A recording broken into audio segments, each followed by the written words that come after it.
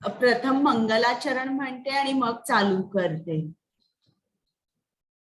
ओम अज्ञानतिमिरान्धस्य ज्ञानाञ्जनशलाकया चक्षुरुन्मीलितं येन तस्मै श्रीगुरवे नमः. श्रीचैतन्यमनोभीष्टं स्थापितं येन भूतले स्वयं रूप गदामह्यं ददाति स्वपदान्तिकं. नम ओं विष्णुपादाय कृष्ण पृष्ठाय भूतले श्रीमते भक्ति वेदांत स्वामिन् इति नामिने. नमस्ते सारस्वते देवे गौरवाणी प्रचारिणे निर्विशेष शून्यवादी पाश्चात्य देश तारिणे. हे कृष्णा करुणा सिंधु दीनबंधु जगतपते गोपेश गोपिका कांत राधा कांत नमोस्तुते. तप्त कांचन गौरांगी राधे वृंदावनेश्वरी वृषभानुसुते देवी प्रणमामि हरिप्रिये. जय श्री कृष्ण चैतन्य प्रभु नित्यानंद श्री अद्वैत गदाधर श्रीवासादि गौर भक्त वृंद. हरे कृष्ण कृष्ण कृष्ण हरे हरे हरे राम राम राम हरे हरे. सर्वांचं स्वागत आहे. आता 9वा अध्याय आपण आज करतोय. मला कोण सांगेल 9व्या अध्यायाचं नाव काय आहे? तुम्हाला अनम्यूट करायला येतंय का? एक मिनिट मी अनम्यूट करते मग तुम्ही बोलू शकता. सांगा काय नाव आहे? सरला माताजी अनम्यूट करा. राजविद्या राजगुह्य योग. बरोबर. आणि पहिल्याच श्लोकामध्ये कृष्णाने अर्जुनाला सांगितलंय की तो त्याला ही भगवद्गीता किंवा हे गुह्य ज्ञान का सांगतोय. तर कोणती कारणं कृष्णाने सांगितलेली आहेत पहिल्या श्लोकामध्ये की तो हे गोपनीय ज्ञान अर्जुनाला का सांगतोय.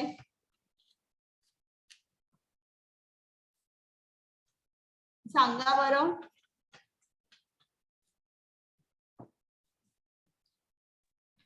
मत्सर करत नाही म्हणून अर्जुन.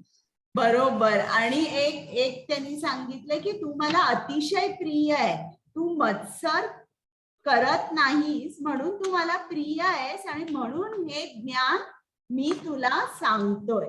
तर तेव्हा आपल्यालाही लक्षात येतं की जर आपल्याला कृष्णाकडे जायचंय तर मत्सर आपल्याला कायमचा सोडावा लागतो. जर आपण मत्सर सोडला नाही तर कृष्ण भावना भावित जीवन आपण जगू शकत नाही, आपण कृष्णाकडे जाऊ शकत नाही. आणि हे काय काय ब्लॉकर्स असतात. काही जण बघा सांगतात मी खूप जॉब करते किंवा मी इकडे मंदिरामध्ये रोज जाते आणि सेवा करते पण तरी अजूनही माझा इतका प्रोग्रेस नाहीये. तर इकडेच कृष्णाने आपल्याला अनेक गोष्टी सांगितलेल्या आहेत ज्या ब्लॉकर्स आहेत, जे आपल्याला स्वतः लक्षात आलं पाहिजे की काय ब्लॉकर्स आहेत किंवा कुठे आपण थांबलेलो आहोत.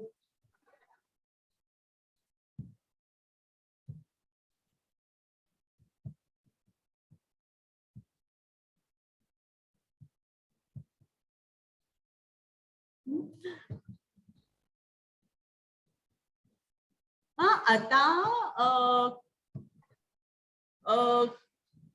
इकडे या 9व्या अध्यायात प्रथम कृष्णाने सांगितलंय की अर्जुना मी तुला हे ज्ञान देतो. ही हे ज्ञान म्हणजे सर्व ज्ञानांचा राजा आहे, पवित्र आहे आणि हे गुह्य ज्ञान आहे. तर काल मी तुम्हाला सांगितलं की हे जे ज्ञान आहे त्याला राजविद्या का म्हटलेलं आहे किंवा गुह्य म्हणजे काय आहे, गुह्य का म्हटलेलं आहे.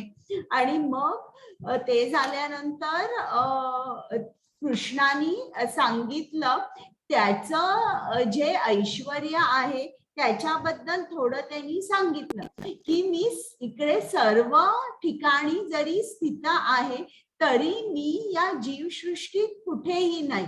त्याला अचिंत्य भेदाभेद हे तत्व असं म्हणतात. मग मी तुम्हाला उदाहरण देऊन ते समजावून सांगितलं. आणि ते खरं म्हटलं तर आपल्याला समजणं तसं अवघड आहे, कारण जे शुद्ध भक्त असतात तेच ती जी कृष्णाची पोटेन्सी आहे अचिंत्य भेदाभेद ते चांगल्या तऱ्हेने समजू शकतात. पण मी तुम्हाला उदाहरण दिलं ते दूध दही तूप लोणी त्याचं उदाहरण दिलं समजावून सांगायला. मग त्याच्यानंतर कृष्णाने सांगितलं की त्याच्या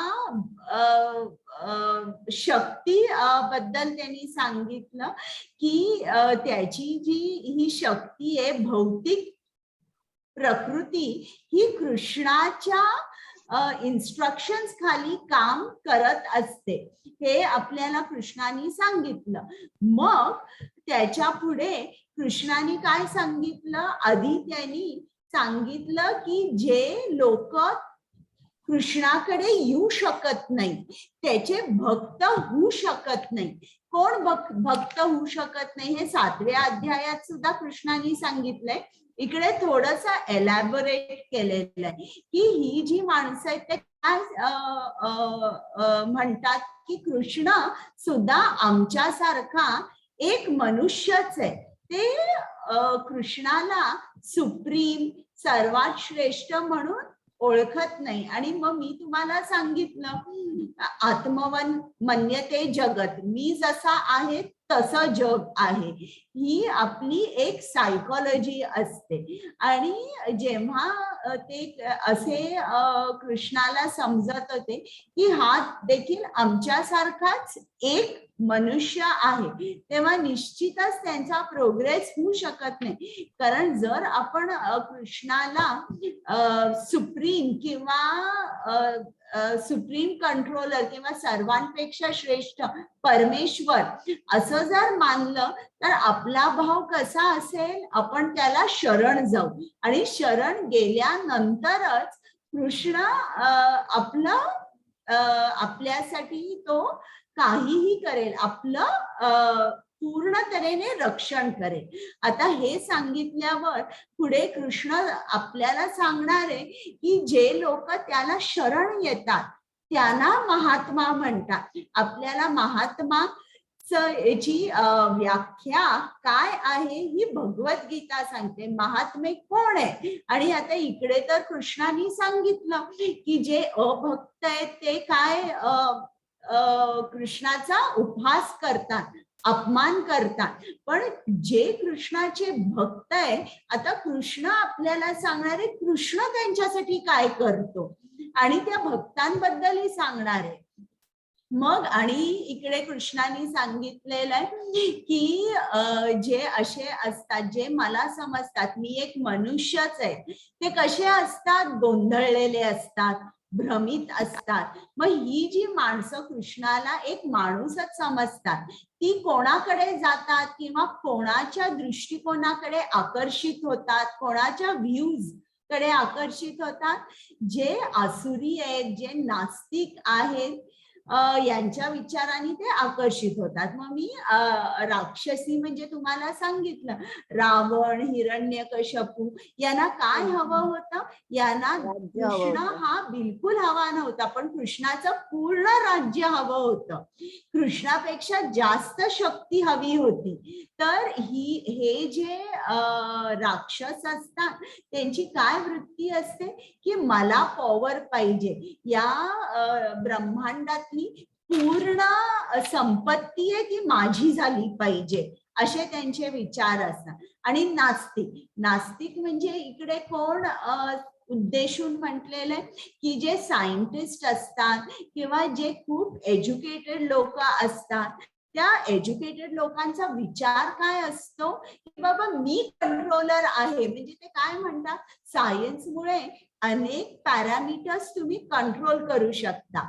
मग जेव्हा त्या विज्ञानावर त्यांना थोडी मास्टरी येते तेव्हा ते म्हणतात की मी कंट्रोलर आहे, देव वगैरे कोणी नाहीये. आणि हे जे सायंटिस्ट असतात, तर आता सायन्स हे कधी कम्प्लीट होईल, जेव्हा विज्ञानाचे जे 3 ऍस्पेक्ट्स आहेत ना, म्हणजे एक म्हणजे जे काही भौतिक आहे म्हणजे मॅटर, दुसरं म्हणजे आत्मा किंवा सोल, आणि तिसरं म्हणजे या दोघांचा मॅटर आणि सोल म्हणजे भौतिकाचा आणि आत्म्याचा कंट्रोलर कोण आहे, याला जेव्हा आपण ओळखतो तेव्हा आपला सायन्स मध्ये प्रोग्रेस होऊ शकतो. हे 3 ऍस्पेक्ट्स आहे, मॅटर, सोल आणि controller of matter and soul. पण इकडे जे मोठमोठे सायंटिस्ट आहेत ते काय हे करतात, ते मानतच नाही, आत्मा किंवा कंट्रोलर हे मानत नाही. त्यामुळे कितीही ऍडव्हान्समेंट सायन्समुळे झाली ती शरीराच्या भोवती केंद्रित असते.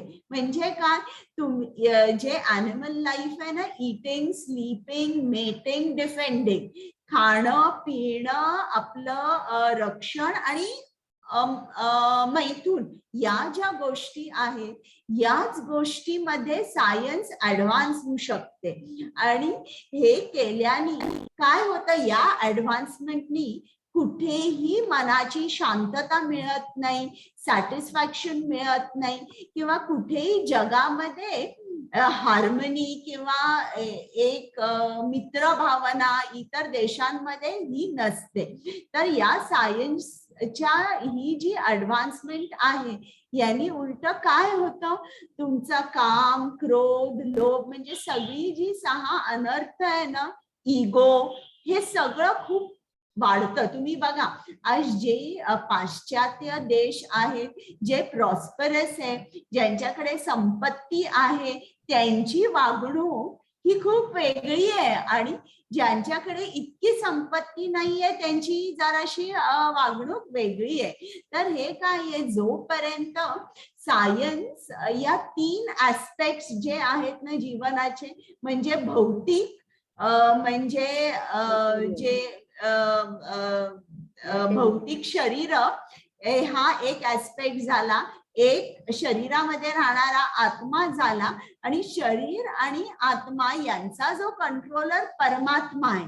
हे 3 ऍस्पेक्ट जर सायन्सनी ऍड्रेस केले तरच आपली ही जी ऍडव्हान्समेंट आहे ना ती पूर्ण होऊ शकेल. आणि जर ते तिन्ही ऍस्पेक्ट्स ऍड्रेस केले नाही तर कृष्णाने सांगितलंय की ही जी माणसं आहेत यांच्या मुक्तीच्या आशा, किंवा त्यांनी काहीही केलं, कुठलीही त्यांनी ऍडव्हान्समेंट केली तरी खरं म्हटलं तर त्यांचा पराभवच आहे. म्हणून तुम्ही जर असं बघितलं असेल तर कुठलीही आता सायंटिफिक थिअरी जी असते ती काही शतक याच्यामध्ये चालते, मग परत दुसरा एक सायंटिस्ट येतो आणि तो सांगतो हे चुकीचं आहे, हे चुकीचं आहे. हा, म्हणजे अगदी हे जी आता काही 200-300 वर्षांपूर्वी किंवा जास्त असं ते काय म्हणत होते की सूर्य पृथ्वी भोवती फिरतोय. जर ते तुम्ही अरिस्टोटल किंवा गॅलिलिओच्या वेळेला जर तुम्ही थोडस वाचलं असेल, मग आता अनेक शतकांनी आता काय आपण म्हणतोय की नाही, की पृथ्वी आहे ही सूर्याभोवती फिरते. हे मी तुम्हाला एक छोटस एक्झाम्पल दिलं, पण अनेक एक्झाम्पल्स आहेत की जिकडे आता साधं जरी तुम्ही एक हे धरलं की आता समजा जर काही जणांना डायबिटीस असतो तर ती लेवल 1 डिसाइड होते की कुठल्या ब्लड शुगर लेवलच्या वर तुम्ही औषधं घेतली पाहिजे. तर आता ती सुद्धा जी आहे ना ती फार्मास्युटिकल कंपनीज जे आहे या सायंटिस्ट बरोबर त्यांचं एक हे असतं टायअप असतो आणि त्याच्यावरून ते ठरवतात. बरं, म्हणजे जे काय ते ठरवतात ना ते दुसरं कोणीतरी येऊन रिफ्यूट करतं. म्हणजे इकडे त्यांनी काय सांगितलंय की सायन्स मध्ये जर तुम्ही त्याचा जो कंट्रोलर आहे म्हणजे अल्टिमेट कंट्रोलर त्याला जर तुम्ही शरण गेला नाही तर तुमचा पराभव आहे. मग आता एवढं सांगितल्यानंतर कृष्ण आपल्याला सांगणार आहे महात्मा म्हणजे कोण आहे. कुमुद माताजी वाचता? हो माताजी. महात्मानस्तु मां पार्थ देवीं प्रकृतिमाश्रिताः भजन्त्यन्यन्य मनसः ज्ञात्वा भूतादिम् अव्ययम्. हे पार्थ, मोहित न झालेले महात्मे जन दैवी प्रकृतीच्या आश्रयाखाली असतात. ते भक्तीमध्ये पूर्णपणे युक्त झालेले असतात कारण ते मला सृष्टीचे आदी कारण आणि अविनाशी पुरुषोत्तम भगवान म्हणून जाणतात. हरे कृष्ण. तर इकडे महात्मा म्हणजे कोण आहे? जो कृष्णाच्या भक्तीमध्ये पूर्ण व्यस्त असतो त्याला महात्मा म्हणतात. आणि ते काय ओळखतात? हे महात्मा जाणून असतात की कृष्ण हाच या सर्व सृष्टीचा आदी कारण आहे. कृष्ण कोण आहे? अविनाशी आहे, पुरुषोत्तम भगवान म्हणून ते कृष्णाला ओळखतात. म्हणजे महात्मा म्हणजे कोण आहे इकडे सांगितलेलं आहे आपल्याला. आपण किती कॅज्युअली हा शब्द वापरतो महात्मा. आता गांधीजींना महात्मा म्हणतात बरं का, महात्मा गांधी. पण आपल्याला इकडे लक्षात येतं महात्मा म्हणजे खरं कोण. आणि आताच बोलले तर मी तुम्हाला एक गोष्ट सांगते की जेव्हा आपल्याला स्वातंत्र्य मिळालं होतं ना 1947 मध्ये, तेव्हा श्रील प्रभुपाद होते. त्यांना गांधीजी खूप आवडायचे कारण ते रोज भगवद्गीता वाचायचे. तर इंडिपेंडन्स झाल्यानंतर सुद्धा की काही सुख मिळालं का त्या इंडिपेंडन्स मधून भारताला? कितीतरी हिंदू मुसलमानांची दंगल झाली आणि कितीतरी माणसं मेली. माणसं मरायच्या अगोदर त्यांची जात होती, मी हिंदू आहे, मी मुस्लिम आहे. पण मेल्यानंतर ती म्युन्सिपाल्टीची लोक बॉडीज अशी टाकत होती एका ठिकाणी, चला या सगळ्या ही सगळी प्रेत आहेत, ही सगळी जी प्रेत आहेत बॉडीज आहेत त्यात त्यांनी असं नाही म्हटलं अरे ही हिंदू प्रेत आहेत, ही मुस्लिम प्रेत नाही, ती सगळी एका ठिकाणी त्यांनी टाकली होती. तर श्रील प्रभुपादांनी जेव्हा हे सगळं त्यांच्या लक्षात आलं ना की इंडिपेंडन्स हे होऊन सुद्धा स्वातंत्र्य मिळून सुद्धा ही काय दशा झाली आहे दोन्ही देशांचं, म्हणजे इंडिया, भारत आणि पाकिस्तान, काय दशा झाली आहे. मग तेव्हा त्यांनी लगेच महात्मा गांधींना पत्र लिहिलं. त्यांना खूप अगदी मनापासून इच्छा होती की जे कोण पॉलिटिशियन्स होते, नेते होते, मिनिस्टर्स होते, त्या सर्वांनी भगवद्गीता वाचली पाहिजे आणि त्याप्रमाणे राज्य केलं पाहिजे. तर त्यांनी महात्मा गांधी त्यांना आवडायचे, तर त्यांनी पत्र लिहिलं की तुम्ही त्वरित पॉलिटिक्स मधून रिटायर व्हा आणि तुम्ही भगवद्गीतेचा अभ्यास करा आणि जर तुम्हाला वेळ मिळाला तर माझ्याकडे या. आपण मी तुम्हाला भगवद्गीते बद्दल आपण डिस्कशन करूया, पण तुम्ही त्वरित भगवद्गीतेचा अभ्यास करा. आता महात्मा गांधी केवढे मोठे नेते होते. श्रील प्रभुपाद तर तेव्हा असं म्हणा की इनसिग्निफिकंट, म्हणजे कोणाला त्यांचं नावही माहित नव्हतं. 1947 ची गोष्ट. श्रील प्रभुपाद कधी गेले अमेरिकेला? 1965. तर तेव्हा ते इतकं कोणाला माहित नव्हतं. ते पत्र पोचलं सुद्धा नाही. आणि त्यांनी पत्रामध्ये आणि एक गोष्ट लिहिली, जर तुम्ही पॉलिटिक्स मधून त्वरित रिटायर झाला नाही आणि भगवद्गीतेचा अभ्यास करायला सुरुवात केली नाही तर तुम्हाला निंदनीय मरण येईल. You will die an inglorious death. असं त्यांनी पत्र 7 डिसेंबरला लिहिलं. ते पत्र पोचलं. पण एवढे मोठे नेते कोण उघडणार? हा कोण स्वामी आहे? हा काय लिहितोय? ते पत्र उघडलं नाही. तसंच्या तसं ठेवलं गेलं. आणि मग तुम्हाला माहिती आहे की ते महात्मा गांधी 1.5 महिन्यानंतर त्याच्यानंतर ते गेले. आणि मग त्याच्यानंतर 2-3 महिन्यांनी पत्र उघडून बघितलं तर मग त्या सगळ्यांना वाटलं, अरे हे पत्र जर अगोदर गांधीजींनी वाचलं असतं आणि जरा हे मनावर घेतलं असतं तर कदाचित त्यांना मरण आलं नसतं. कदाचित असं त्यांनी म्हटलेलं होतं की ते दोज वर्ड्स वर प्रॉफेटिक. तर महात्मा म्हणजे कोण असतो की जो भक्तीमध्ये पूर्णपणे युक्त असतो. आता मी ते महात्मावरून सॉरी मी जरा टँजेन्शियल गेले एकदम महात्मा गांधीवर. पण इकडे महात्मा म्हणजे कोण असतो? जो भक्तीमध्ये पूर्ण युक्त असतो. भक्ती मध्ये पूर्ण युक्त असतो. जो कृष्णाला ओळखतो की कृष्ण हा परमेश्वर आहे. तो या सृष्टीचा आदी कारण आहे, अविनाशी आहे. तर इकडे त्यांनी आणि बरं हे जे महात्मे असतात कोणाच्या आश्रयाखाली असतात? कोण त्यांचा रक्षण करतं? कृष्णाची दैवी प्रकृतीच्या आश्रयाखाली असतात आणि कृष्णच त्यांचं स्वतः रक्षण करतो. तर आता एकदा श्रील प्रभुपाद रुक्मिणी द्वारकाधीश मंदिर उघडत होते.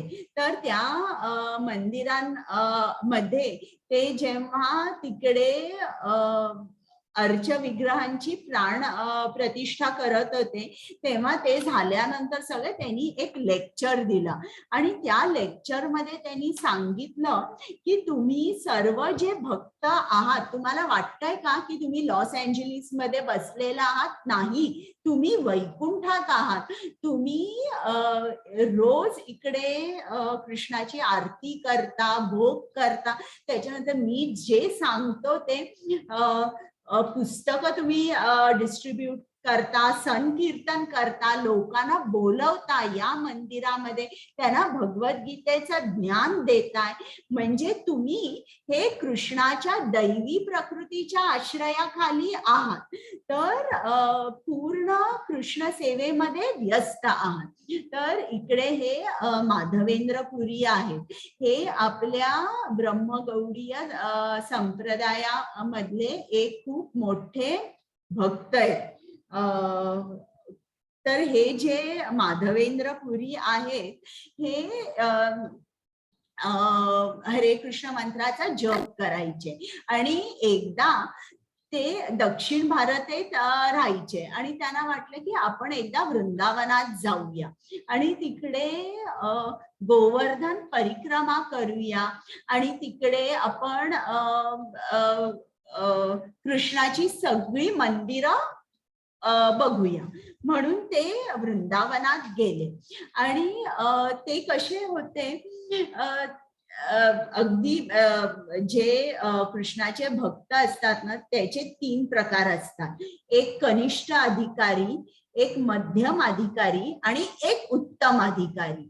तर हे उत्तम अधिकारी होते, म्हणजे असं म्हणायला हरकत नाही की शुद्ध भक्त होते.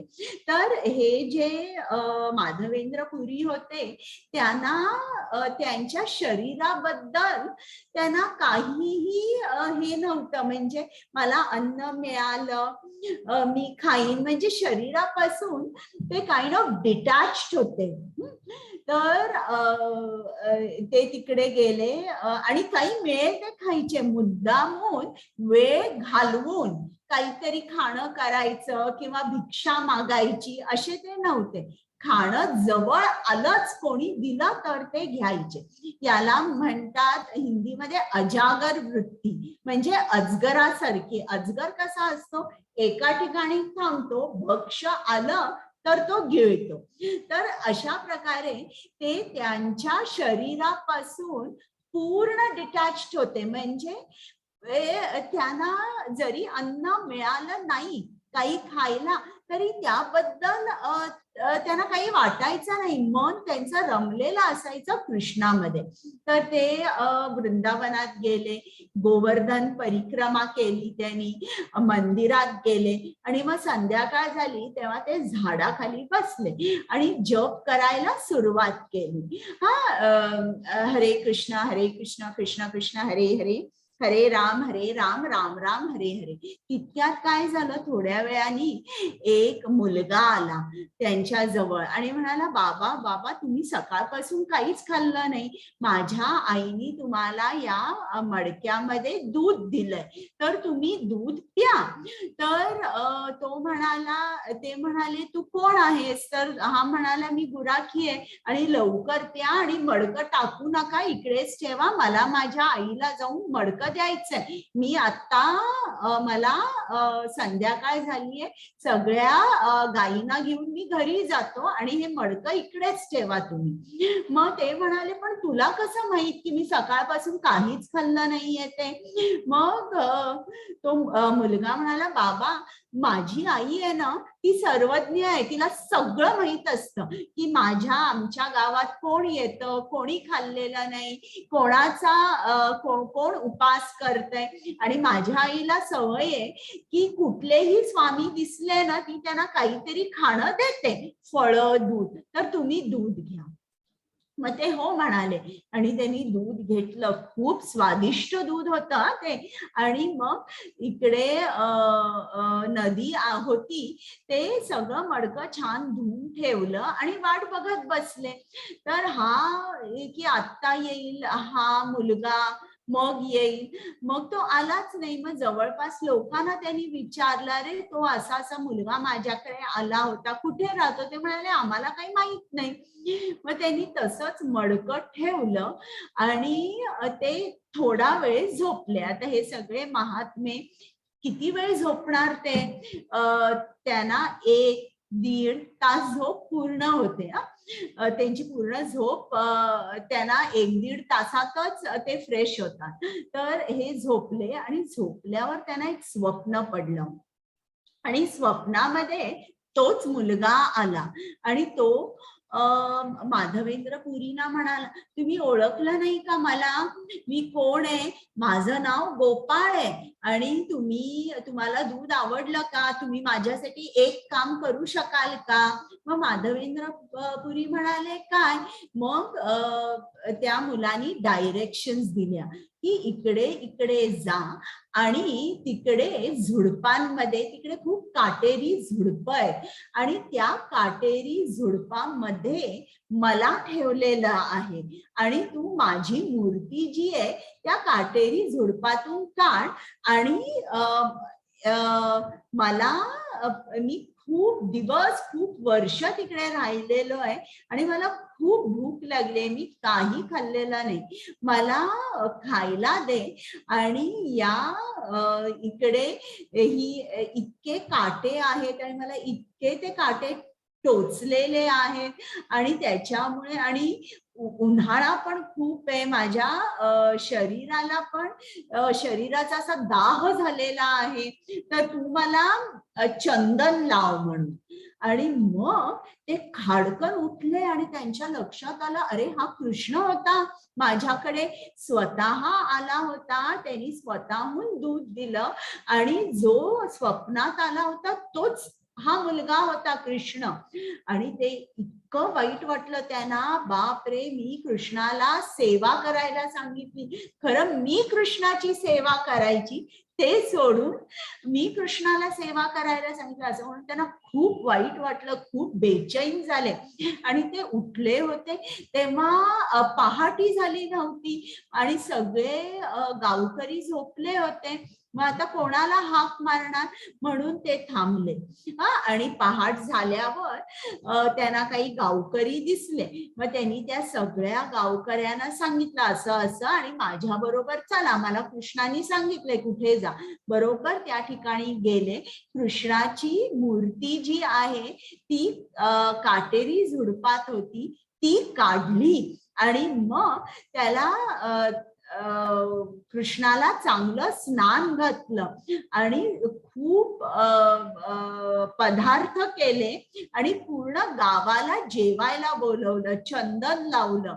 आणि हीच मूर्ती आज नाथद्वारेमध्ये श्रीनाथजी म्हणून तुम्हाला जी दिसते ती हीच मूर्ती आहे.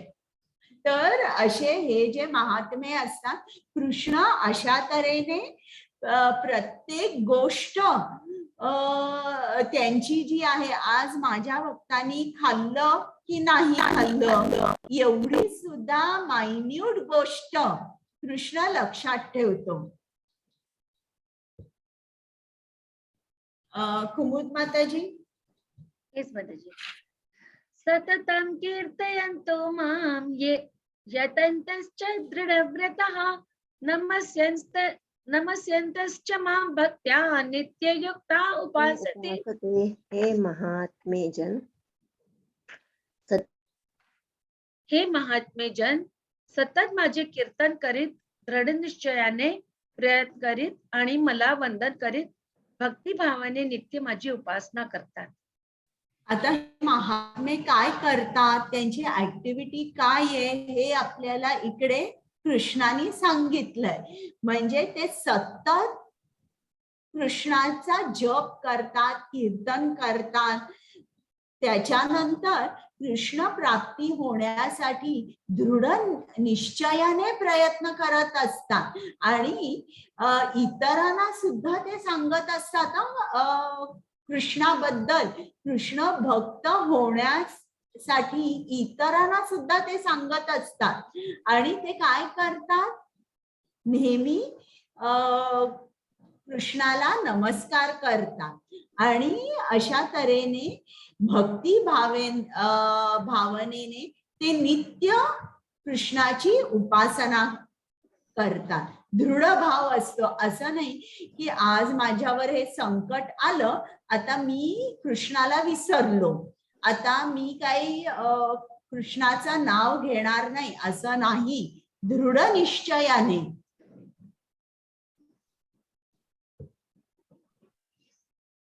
इकडे तुम्हाला शिल प्रभुपाद दिसताय.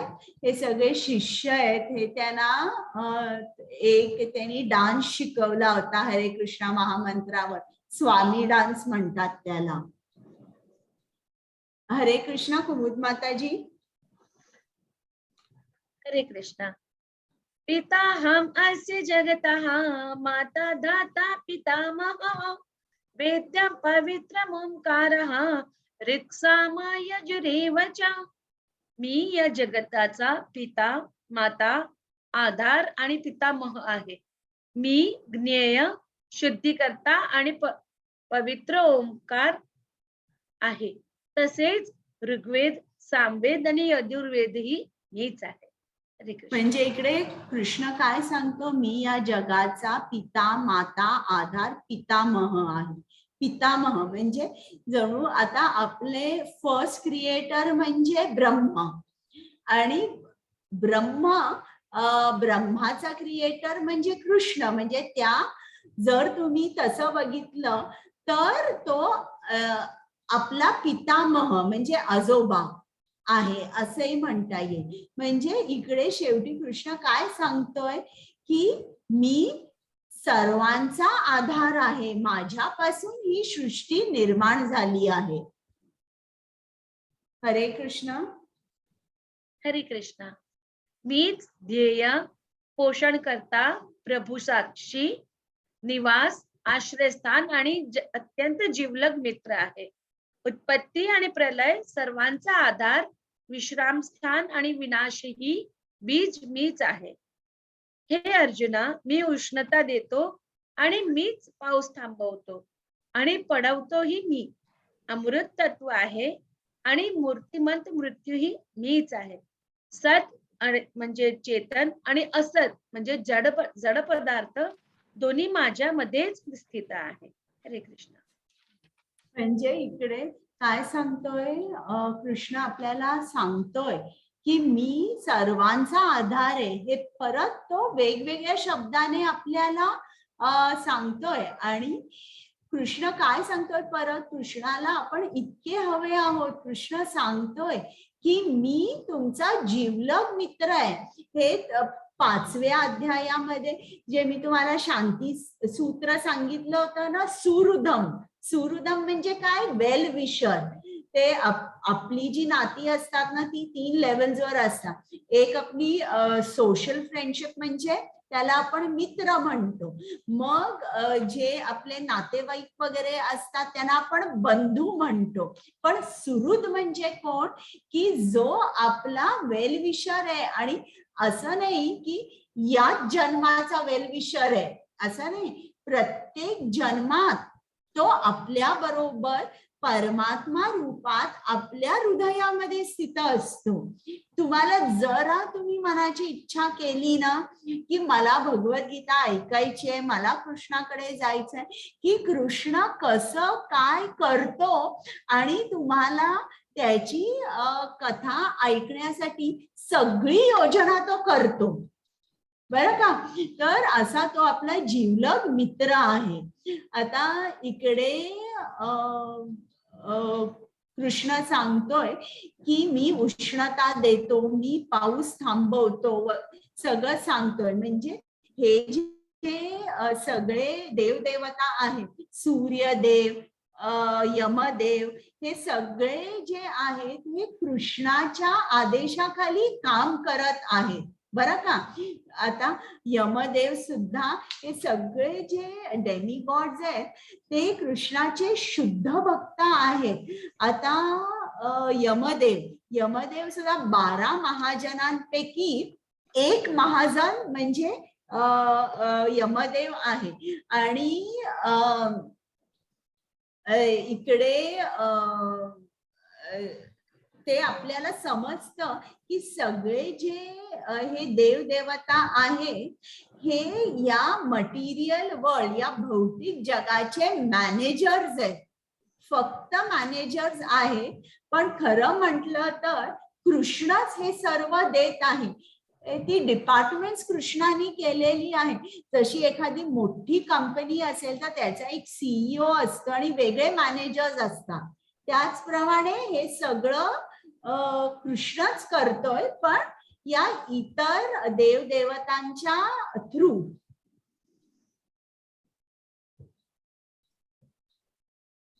आता इकडे परत तुम्हाला हे आहे सांगितलेलं आहे, थोडं देवदेवतांचं सांगितलंय की जर आपण देवदेवतांची आराधना केली तर मग काय होतं आपल्याला. कुमुद माताजी. वेदाध्ययन करणारे आणि सोमरसाचे पान करणारे स्वर्ग लोकाची प्राप्ती करतात, अप्रत्यक्षपणे माझीच पूजा करतात. असे पाप कर्मापासून शुद्ध झालेले लोक इंद्राच्या पुण्य लोकामध्ये जन्म घेतात आणि त्या ठिकाणी ते देवांप्रमाणे दिव्य भोग भोगतात. याप्रमाणे स्वर्ग लोकातील अमर्याद विषय सुखाचा भोग घेऊन पुण्यकर्म क्षीण झाल्यावर ते पुन्हा या मृत्यू लोकात परत येतात. अशा रीतीने वेदोक्त धर्माचे सिद्धांताचे पालन करून जे इंद्रियोपभोग प्राप्त करतात त्यांना पुन्हा पुन्हा केवळ जन्म मृत्यूचा चक्रात पडावे लागते. हरे कृष्ण. तर आता इकडे त्यांनी काय सांगितलंय की सगळेजण कृष्णाकडे जात नाहीत, बरं का.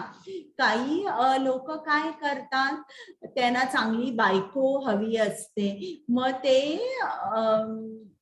पार्वतीची किंवा उमाची पूजा करतात. काही जणांना खूप चांगलं शरीर हवं असतं, तर ते आरोग्य चांगलं हवं असतं, मग ते सूर्यदेवाची पूजा करतात. काही लोक असतात त्यांना स्वर्गलोक हवा असतो, मग ते काय करतात, खूप दान धर्म करतात, गरीब लोक असतात त्यांना मदत करतात, जे आजारी लोक आहेत त्यांना औषधं देतात, त्यांची सेवा करतात. आणि जेव्हा आपण असं करतो तेव्हा आपण इंद्रलोकामध्ये किंवा स्वर्ग लोकामध्ये किंवा उच्च ग्रह जी असतील त्या देवतेची जे लोक असेल, म्हणजे चंद्रलोक, सूर्यलोक, त्या ग्रहावर आपण जातो आणि तिकडे आपण खूप आपल्याला सुखाचा आनंदाचा उपभोग मिळतो. पण आपलं जे पुण्याचं जो बॅलन्स आहे, जेव्हा आपण आनंद भोगतो, म्हणजे ज्याप्रमाणे आपण बँकमध्ये आपलं अकाउंट असतं, आपण पैसे विड्रॉ करतो आणि आपल्या खर्चासाठी वापरतो, ते बॅलन्स कसं होतं, खाली खाली जातं ना. जर आपण पुन्हा काही टाकलं नाही त्याच्यात, तर मग शेवटी बॅलन्स 0 होणार. त्याचप्रमाणे इकडे स्वर्गात गेल्या जसा जसा आपण आनंद उपभोगायला लागतो, तसा पुण्याचा बॅलन्स कमी कमी होतो आणि शेवटी तो पूर्ण 0 झाला की आपण परत पृथ्वीवर जन्म घेतो. तर आपण शेवटी काय हे करतो, आपण या भौतिक जगामध्येच अडकलोय ना. या भौतिक जगात, ते भौतिक जग तुम्ही सोडा आणि माझ्याकडे या, असं कृष्ण सांगतो. पण आपण ते जन्म मृत्यू मध्ये अडकतोय. म्हणून इकडे जायंट व्हील दाखवलंय. जो माणूस वर जातो तो परत खालीच येणार. त्याचप्रमाणे स्वर्गात गेलेला माणूस काय आनंद उपभोगून परत पृथ्वीवर येणार. हरे कृष्ण. अनन्यश्चिन्तयन्तो मां ये जना पर्युपासते तेषां नित्यभियुक्तानां योगक्षेमं वहाम्यहम्. पण जे माझी भक्ती भावाने पूजा करतात, माझ्या दिव्य स्वरूपाचे चिंतन करतात, त्याच्याकडे जे ऊण आहे ते मी त्यांच्याकडे नेतो आणि त्याच्याकडे जे आहे ते जपतो. आता इकडे मला कोण सांगेल की हा जो लोगो आहे योगक्षेमम वहाम्यहम, हा तुम्ही ऐकलाय का? कोणाचा आहे? अनम्यूट करा आणि सांगा.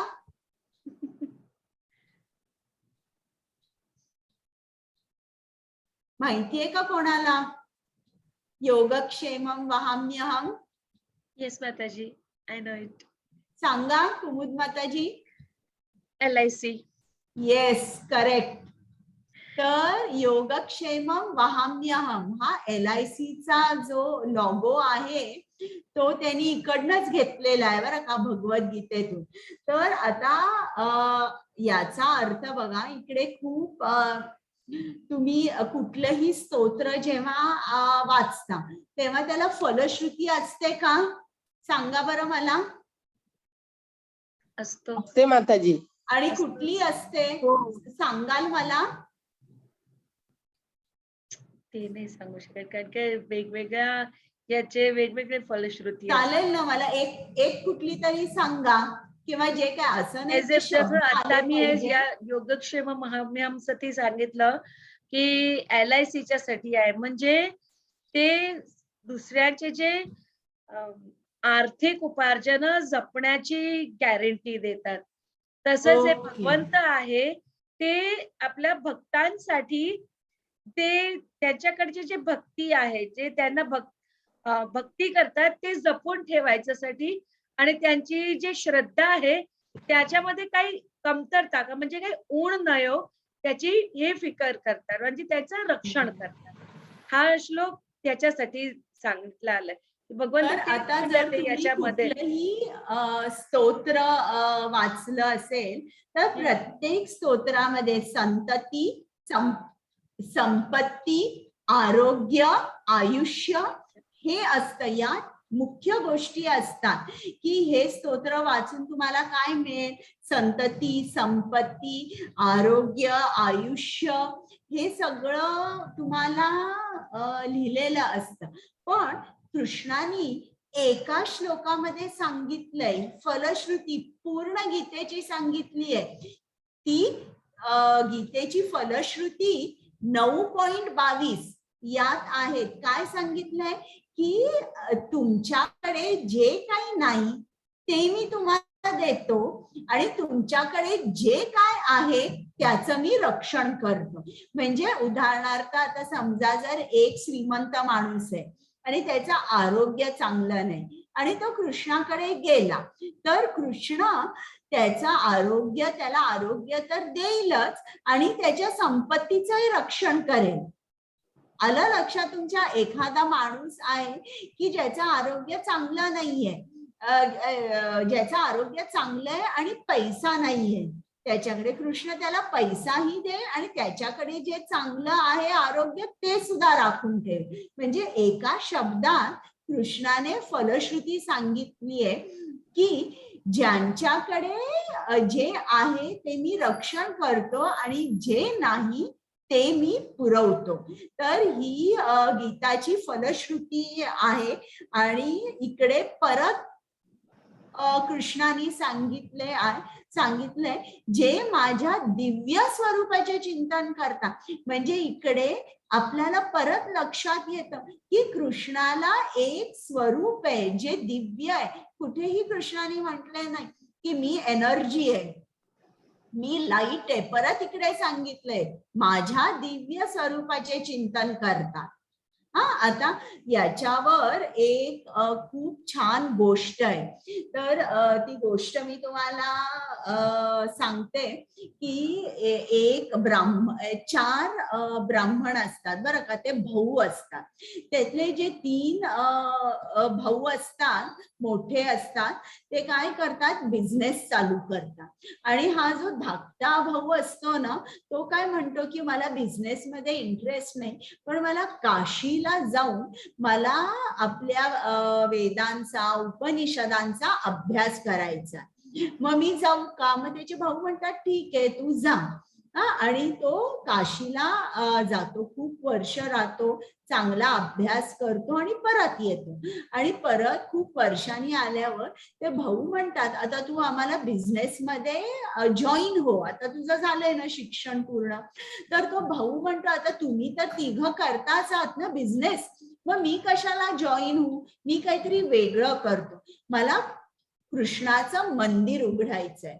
मग ते भाऊ म्हणतात बरं ठीक आहे तू मंदिर उघड. मग तो खूप सुंदर मंदिर उघडतो आणि त्या मंदिरामध्ये खूप माणसं, खूप लोक सकाळ संध्याकाळ येतात. तो भगवद्गीता वाचतो आणि रोज दुपारी घरी जेवायला येतो, 1 तासभर झोपतो, परत संध्याकाळी जातो. आणि मग त्याला काही माणसं येऊन त्याला घरी काही आपली सत्यनारायणची पूजा असेल किंवा आणि काही असेल असं पौरोहिताच्या कामासाठी त्याला बोलवून घेत असत. मग एकदा काय झालं की या सर्वांचं 4 भावांचं आता लग्न झालं आणि त्यांच्या बायका आल्या. तर त्या बायकांनी बघितलं की अरे हा जो आपला धाकटा दीर आहे हा रोज येतो दुपारी, चांगलं जेवतो, झोपतो तासभर आणि परत मंदिरात जातो आणि तिकडे पण काय करतो? नुसता बसलेला असतो, कुठलं तरी पुस्तक वाचत असतो. आणि आमचे 3घांचे नवरे राबतात आणि हा फुकटचा खातो. तर मग त्यांना ते आवडत नाही, म्हणून ते त्यांच्या नवऱ्यांना सांगतात की बघा हे याचं वागणं बरोबर नाहीये, तुम्ही त्याला परत सांगा की तू बिझनेस मध्ये थोडीशी मदत आम्हाला केली पाहिजेस आणि जर तुला करायची नसेल तर तू हे घर पण सोडून जा. आणि आता या सर्वांची लग्न झालेली असतात, मुलं सुद्धा असतात त्यांना. मग ते भाऊ त्याला सांगतात की हे बघ, तू तुझं मंदिर ठीक झालं, पण तू आम्हाला बिझनेस मध्ये मदत करायला ये म्हणून. तर तो भाऊ म्हणतो नाही, ते शक्य नाही, कारण सकाळी माझं मंदिराचंच केवढं काम असतं, संध्याकाळी असतं, दोन्ही वेळे भक्त मंदिरात येतात, तर आणि मी पौरोहिताचंही काम करतो, ते सोडून काय मी बिझनेसला येणार नाही. तर ते भाऊ म्हणतात ठीक आहे, तू जा आता, तू दुसरं तुझं घर बघ, तुझा खर्च तू चालव. मग तो म्हणतो बरं, आणि मंदिराच्या जवळ एक लहानशा खोली घेतो भाड्याने आणि राहायला लागतो तिकडे. आता तिकडे राहिल्यावर हळूहळू काय होतं, त्याचं पौरोहिताचंही काम कोणी त्याला बोलवे नसे होतात, आणि तेच त्या कामातून त्याला पैसे मिळत असतात. तेही पैसे त्याला आता मिळत नाही, घरचं भाडं द्यायला येत नाही. आणि एक दिवस असं असतं की अन्न सुद्धा त्याच्या घरी नसतं, काही पैसे नसतात, अन्न खायला नसतं. म्हणून बायको खूप त्याच्यावर ओरडते आणि सांगते, कितीदा मी तुम्हाला सांगितलं की तुम्ही काहीतरी नोकरी करा, हे काय करताय तुम्ही सारखं एकसारखं कृष्ण कृष्ण मंदिरात जाताय आणि कृष्णाचा जप करताय, पण आमचं बघा ना, आमची काय स्थिती झाली आहे, ही मुलं केवढी रडताय, असं म्हणून खूप भांडते आणि सांगते नोकरी करा म्हणून.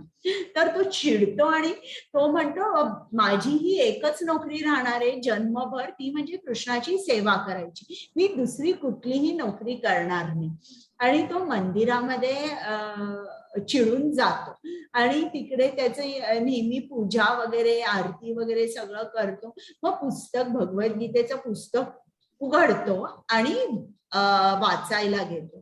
त्या दिवशी तो 9वा अध्याय वाचत असतो आणि हा श्लोक असतो 9.22. आणि हा श्लोक वाचल्यावर त्याला असं वाटतं, कसं काय शक्य आहे की ज्यांच्याकडे जे उणे आहे ते मी त्यांच्याकडे नेतो आणि जे काही त्यांच्याकडे आहे ते मी जपतो. अरे पण माझ्या घरी अन्न नाहीये खायला, आणि कुठे काय कृष्णाने केलंय माझ्यासाठी. म्हणून तो लाल पेन घेतो आणि याच्यावर एक फुली मारतो, एक लाईन आपण कसं करतो ना कॅन्सल करताना, तशी लाईन मारतो. आणि ती लाईन मारल्याबरोबर कृष्णाच्या ओठावर ती रेघ उमटते आणि रक्त यायला लागतं. आणि त्याच वेळेला कृष्ण आणि बलराम हे दोघही निघालेले असतात आणि ते याच्या घरी येऊन पोचतात. आणि एक बैलगाडी असते आणि खूप सामान भरलेलं असतं, गहू, तांदूळ, डाळ, दूध, दही, तूप, साखर, सर्व काही भरलेलं असतं, भाजीपाला, फळं. आणि ती बायको बघते की अरे तुम्ही कोण आहात, तुम्हाला कोणी सांगितलं माझ्या घरी यायला. तर मग तो जो काळा मुलगा असतो ना, म्हणजे जो कृष्णच असतो, तो सांगतो की मला गुरुजींनी पाठवलंय. अरे कोण गुरुजी म्हणतोयस? तर ते नाही का, ते मंदिरात आहेत, त्यांचा मी शिष्य आहे. मग पण माझ्या नवऱ्याचं शिष्य तर कोणी नाही. तर मग तो मुलगा म्हणतो नाही, मी एकटाच त्यांचा शिष्य आहे. आणि मग हे सामान त्यांनी सांगितलंय की घरी माझ्या बायकोला लावून देते, सामान लावून देता. तर ती परत त्या मुलाकडे जरा जेव्हा बघते तेव्हा म्हणते, अरे पण तुझा ओठ कुठे कापला, केवढं रक्त येत आहे. तर तो मुलगा म्हणतो, काय झालं की आज मला गुरुजींनी मारलं, कारण मी उशिरा गेलो ना, म्हणून त्यांना राग आला.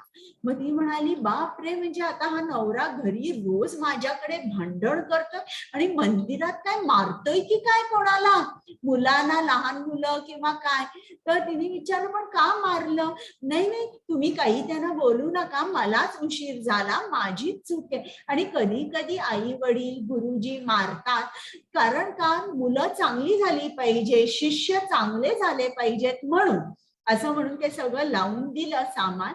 आणि हे दोघं परत कृष्ण आणि बलराम निघाले बैलगाडीतून.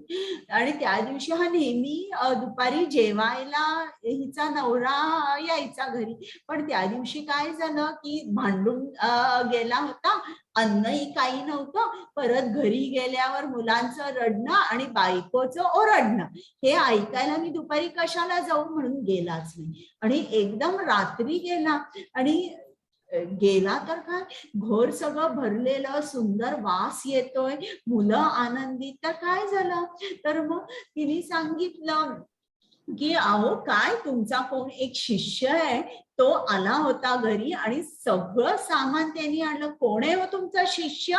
आणि तुम्ही मात्र हल्ली तुमचं मानसिक संतुलन बरं नाही, माझ्याकडेही भांडता आणि तिकडे मंदिरात आलेल्या लोकांकडे असंच वागता का?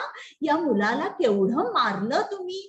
तर तो म्हणाला, कुठला मुलगा, तू काय बोलतेस, मी काही कोणाला मारलं नाही. मग सांग बरं कोण आलं होतं. मग ती बसली, तिने त्या मुलाचं वर्णन केलं की असा असा तो काळा सावळा होता, त्याचे डोळे असे मोठे होते, आणि सगळं सुंदर वर्णन केलं.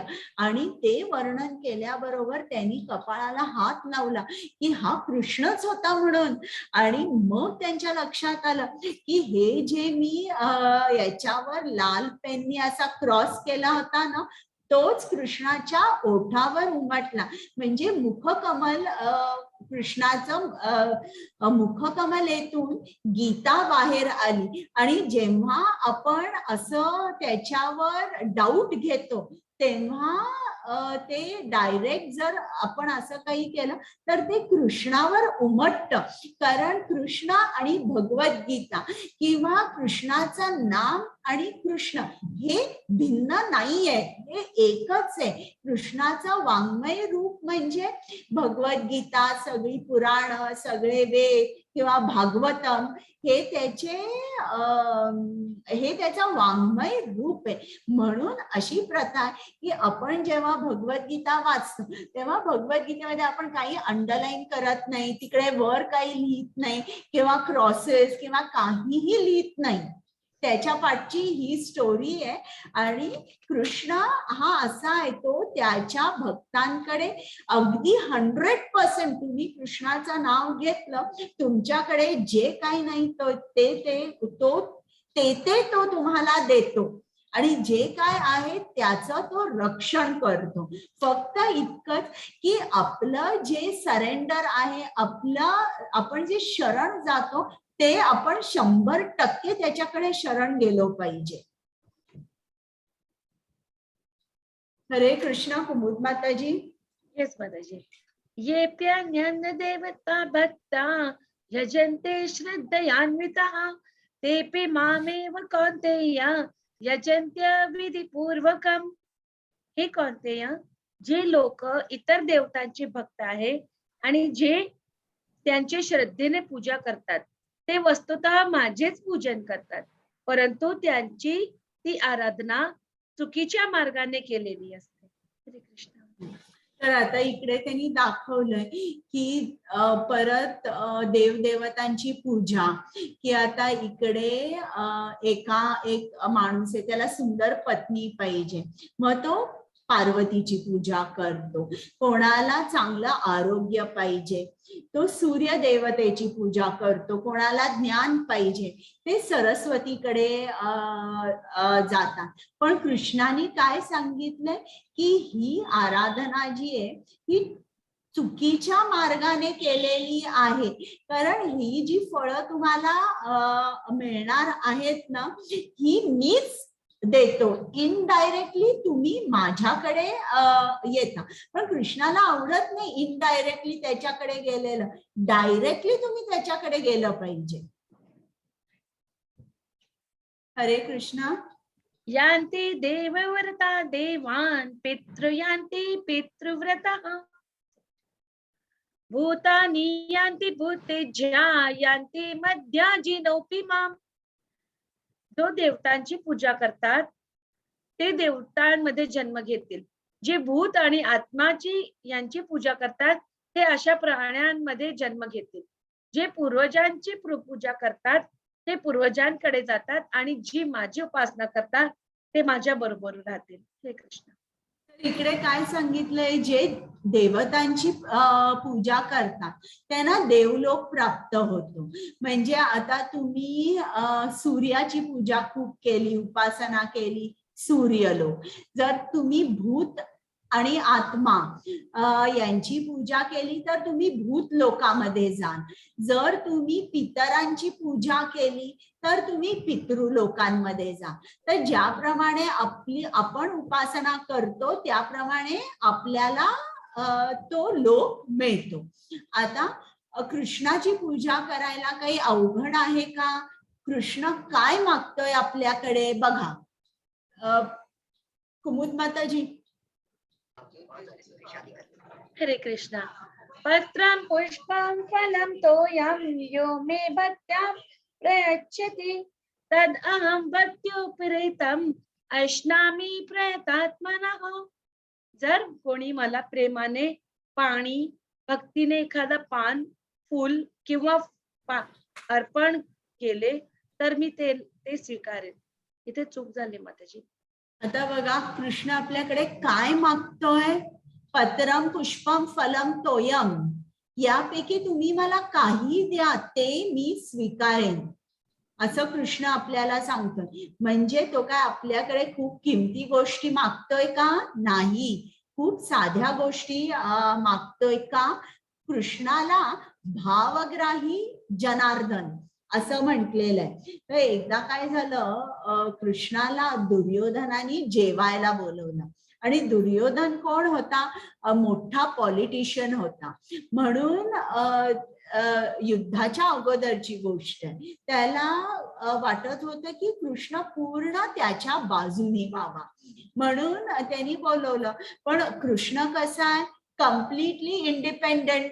कोणी बोलवलं त्याला तो माणूस आवडला नाही तरी काही झालं तरी तो जाणार नाही. तो कोणाकडे जाईल? कृष्णाला त्याच्याजवळ कोण ओढू शकेल? जो भक्त आहे. म्हणून तो हस्तिनापुरात गेला, राजवाड्यात गेला. पण दुर्योधनाकडे न जाता तो विदुराच्या घरी गेला आणि तिकडे त्यांनी हे केलं. तिकडे विदुर पत्नीनी दार उघडलं आणि बघितलं तर काय, ती पण कृष्णाची मोठी भक्त होती की कृष्ण आलेला आहे. मग काय तिची गडबड उडाली. कृष्णाला तिने बसवलं. ते सारखं ती कृष्णाकडे एकसारखी बघत होती. म्हणजे आता कृष्णाला खायला सुद्धा काय करायचं, घरी सुद्धा एवढं काही नव्हतं, तयारी केलेली नव्हती. म्हणून तिने एक केळं घेतलं आणि कृष्णाला दिलं. पण तिचं लक्ष कुठे होतं? कृष्णाकडेच होतं. आणि तिने काय केलं, केळ्याचं साल काढलं, केळं फेकून दिलं आणि ते साल आहे ते कृष्णाला द्यायला लागली. आणि कृष्ण कसा होता? तो म्हणाला नाही तिला, थांब माताजी, तुम्ही काय करताय? मला तुम्ही बघा फळ टाकलं आणि मला साल देताय, ही काय रीत झाली? माताजी बघा, शुद्धीवर या म्हटलं त्यांनी. नाही. कृष्णाने काय केलं? कृष्णाने ते पूर्ण साल खाल्लं केळीचं. कृष्ण काय खात होता? तिची भक्ती खात होता, तिचं प्रेम खात होता. यालाच म्हणतात भावग्राही जनार्दन. कृष्ण भाव ग्रहण करतो. तुम्ही काय देताय हे महत्वाचं नाहीये, पण त्या देण्यामागचा भाव काय आहे तो भाव ग्रहण करतो. तर आता कृष्ण केवढा मोठा आहे, या पूर्ण ब्रह्मांडाचा मालक आहे आणि अशी कितीतरी ब्रह्मांड त्याच्या हाताखाली आहे. पण बघा तो आपल्याकडे काय मागतो.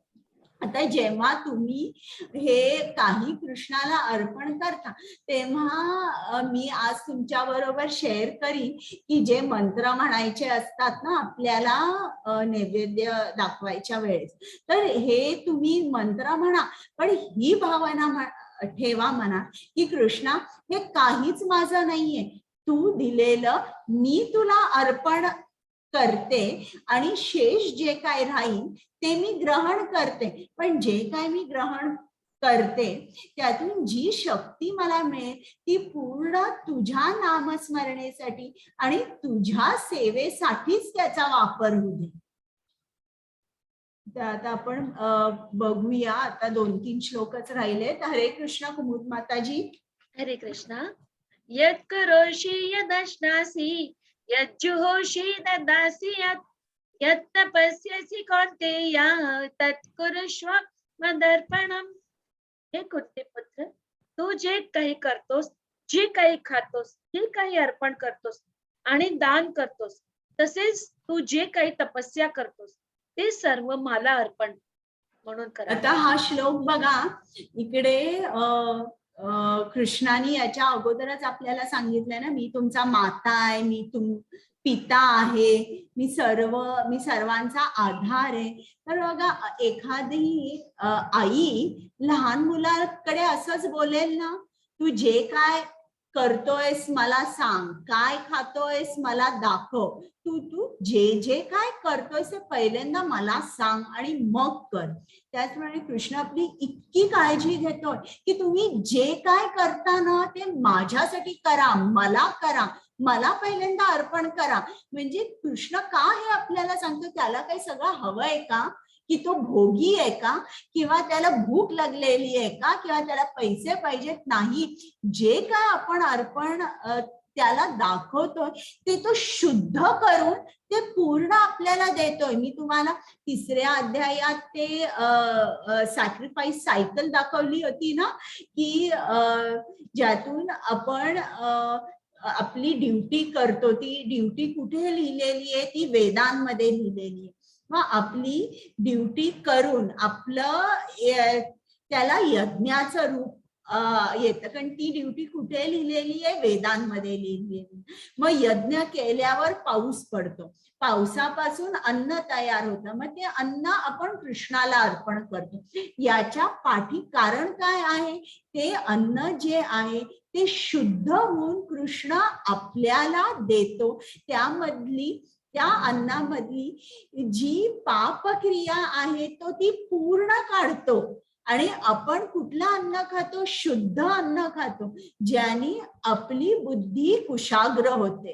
तर हे इकडे बघा, म्हणजे जणू काही की कृष्ण हा श्लोक वाचून नाही का तुम्हाला सर्वांना वाटत की एखादी आई बोलते आपल्या मुलाकडे की तू जे काय करतोयस ते मला. आणि कुठलीही आई असं का बोलते तिच्या मुलाला, तू काय खातोयस मला दाखव, तू काय करतोयस मला सांग? कारण तिच्या मनामध्ये मुलाचं हित हेच असतं, दुसरं काही नसतं. त्याचप्रमाणे कृष्णाला खूप काळजी आहे आपली.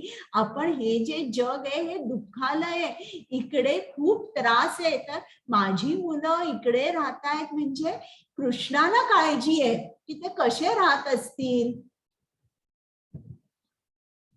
हरे कृष्ण.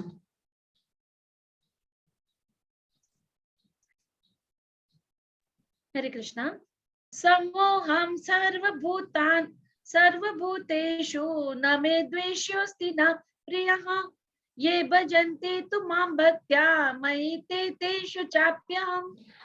मी कोणाचा द्वेष करत नाही, तसेच कोणाशी पक्षपातही करत नाही.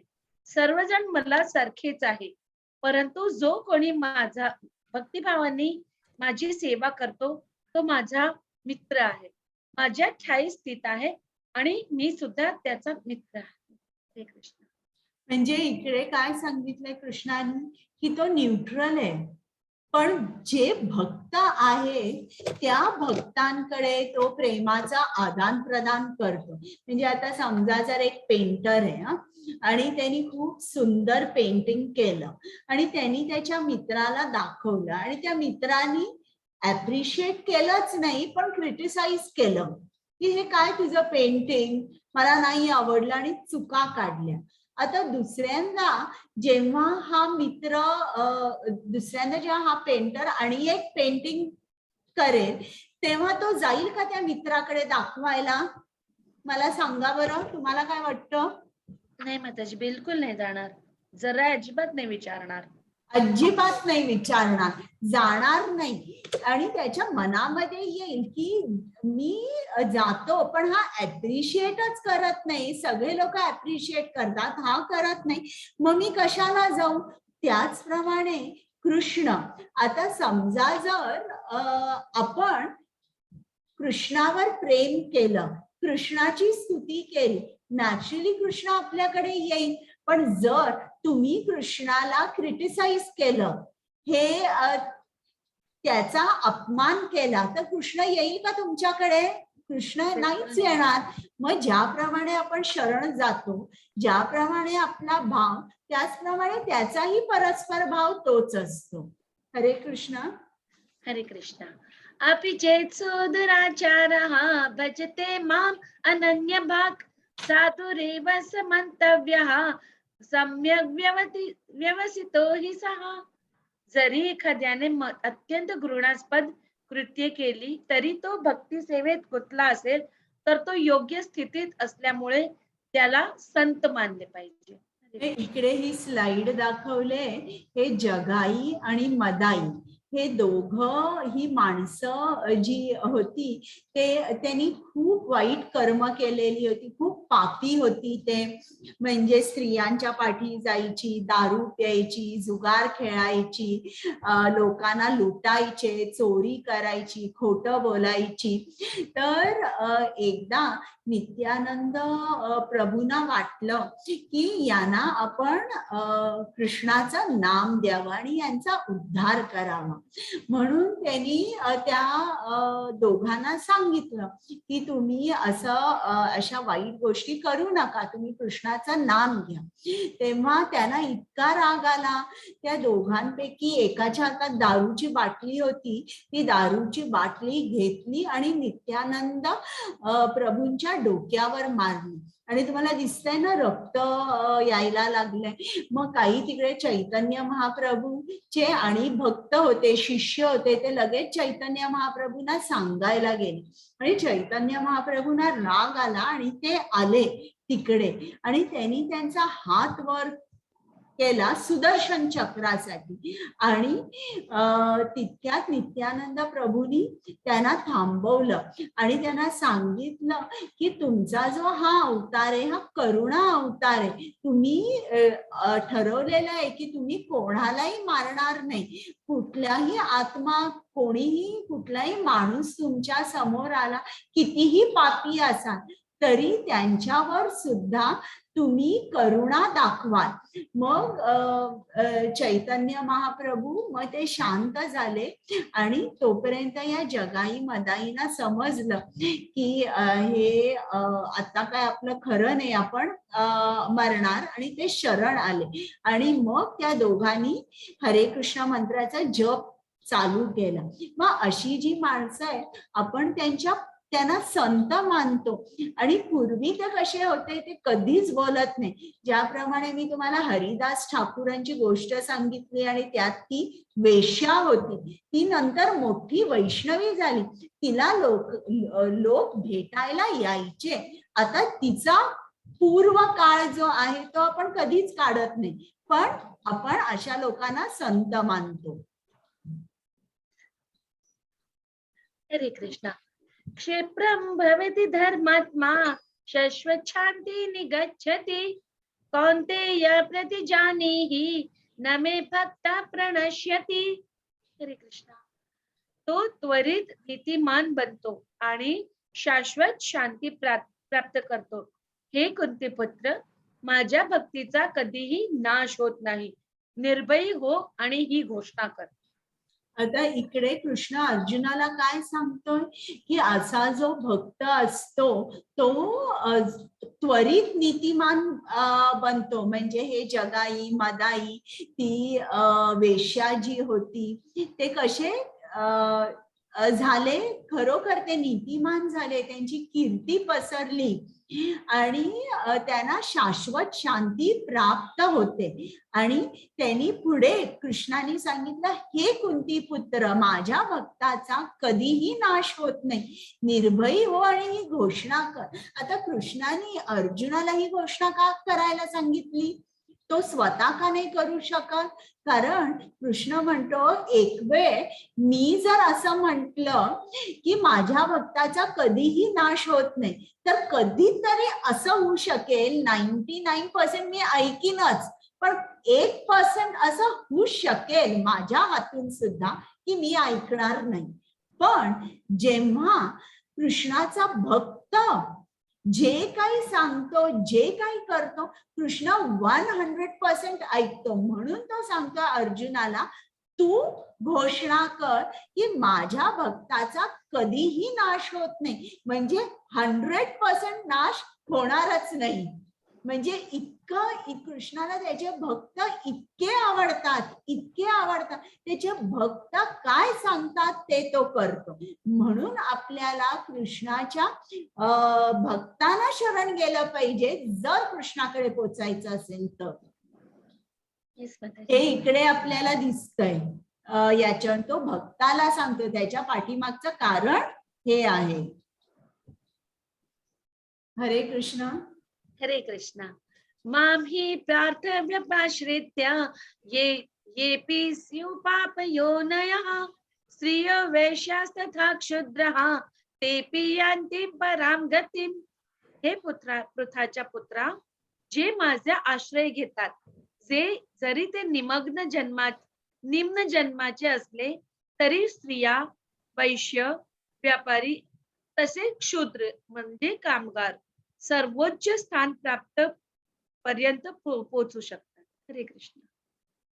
म्हणजे इकडे कृष्णाने काय सांगितलं, माझ्याकडे कोणीही येऊ शकतं, असं नाही की फक्त ब्राह्मणच येऊ शकतात, नाही, शूद्र येऊ शकतात, स्त्रिया येऊ शकतात, कोणालाही माझी प्राप्ती होऊ शकते. मी कोणामध्ये डिस्टिंक्शन करत नाही.